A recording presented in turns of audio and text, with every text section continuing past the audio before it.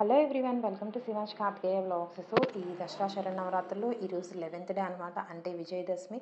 So ఇన్ని రోజుల పాటు దుష్ట శిక్షణ చేసిన అమ్మవారిని ప్రసన్నం చేసుకోవడానికి మనం అమ్మవారిని ఈరోజు శ్రీ రాజరాజేశ్వరి దేవి అలంకారంలో దర్శనం చేసుకోవచ్చు.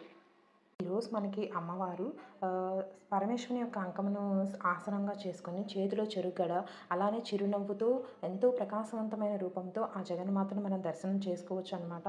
అనంత శక్తి స్వరూపిణి అనే ఈ తల్లి శ్రీచక్రానికి అధిష్టాన దేవత. సో త్రిపురాత్రయంలో తృతీయ దేవత అనమాట. ఈ రోజున మనం రాజరాజేశ్వరి దేవిని ప్రసన్నం చేసుకోవడానికి కుంకుమార్చనలు, సువాసిని పూజలు, శ్రీచక్రార్చనలు చేస్తారనమాట. సో ఈరోజు మనం అమ్మవారిని ఓం శ్రీ కనకదుర్గాదేవి నమః, లలిత సహస్రనామ, శ్రీ రాజరాజేశ్వరి దేవి అష్టోత్తర శతనామావళి చదవటం, అలానే ఈ విజయదశమి నాడు మనం సెమీ వృక్షం అనమాట, అదేనండి జమ్మి చెట్టు. ఆ జమ్మి చెట్టు చుట్టూ ప్రదక్షిణం చేయటం, ఆ సెమీ వృక్షాన్ని పూజించడం వల్ల ఎన్నో శుభ ఫలితాలు కలుగుతాయని భక్తుల యొక్క విశ్వాసం అనమాట.